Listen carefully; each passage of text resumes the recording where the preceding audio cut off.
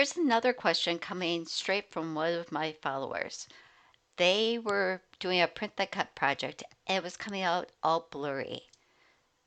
They wanted to make sure it wasn't their image. So I said, send me the image. So I'm going to go upload their image. And I am going to use complex. That's because I want all of that little detail in there.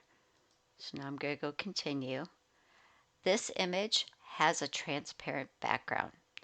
That's what that little checkerboard pattern means. Apply and continue. Now I'm going to click on the print then cut image and upload.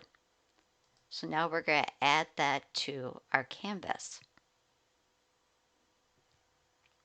I am just going to size that down. They want to put this on a tag, so I'm going to go to my images and type in the word tag. I'm going to check and see, do we have any free tags? Kind of like that one.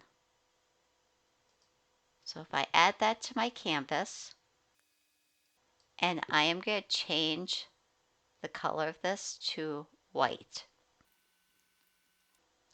And now let's make it a little bigger.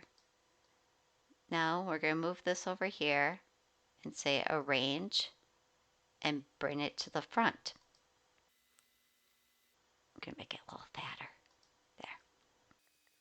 So now I can select everything and click flatten. Now it's going to print this entire thing, but it's going to cut just the tag. So the reason that it was printing blurry before was she didn't have it flattened to a solid shaped tag. Before you go, make sure to like, subscribe, and comment below. I love to hear from you.